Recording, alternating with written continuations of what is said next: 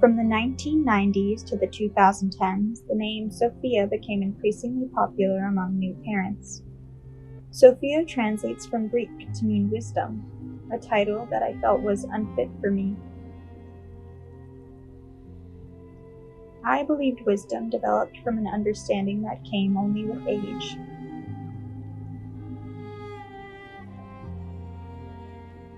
What are the qualities that define wisdom? This question haunted my childhood and followed me into my teens. My entire life, I had never met an individual I would describe as wise. I knew a lot of smart people, even brilliant people, but intelligence wasn't sufficient. Some individuals in my life were wildly inspiring, a descriptor that was the closest I could come to understanding wisdom, until I met Sophia, Fia for short, a 19-year-old girl who spoke as if she had lived a million lives. Fia had one of the most uniquely beautiful faces I'd ever seen, with dark eyebrows and melancholic eyes that were slightly turned down. She reminded me of a Tim Burton character. She was mesmerizing in every sense of the word. She spoke, and I could not believe we were the same age. How had we inhabited this world for the same amount of time? I don't know, I was thinking about my dad, for instance. He seems almost content with everything in his life. Like the way my family's worked out, the simple pleasures, things like that. They all just make sense to him.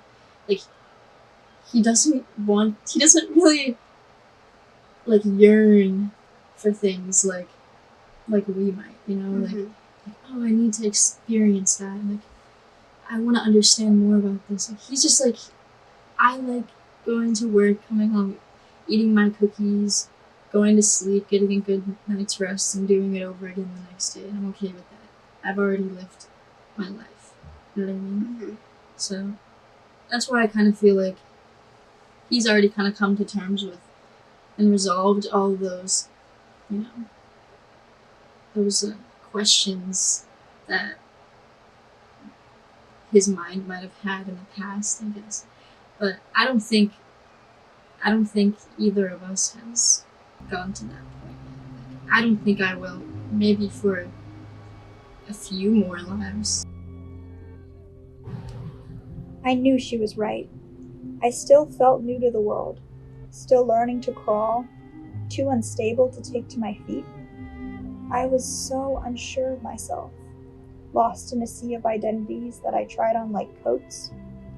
As I got older, I tried my best to establish a fixed persona, but she was timid and quiet, and I hated her.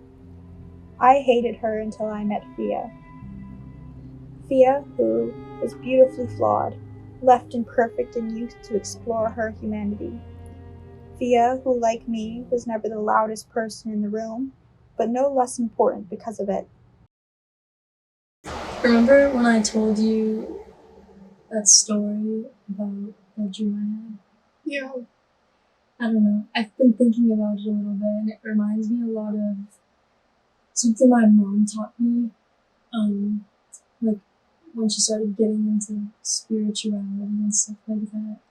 I guess it reminded me of this conversation we had where she told me that my dog and like herself and my dad and each of us, we all have like a cycle of souls. Like our soul has had a cycle of lives. And I guess I never thought about that because it seems kind of like bizarre. But I guess going along the lines of like reincarnation and things like that, she said that you're probably just gonna continue living lives over and over again until you've learned all the lessons you need to learn to like reach a point of clarity that you can be released into the universe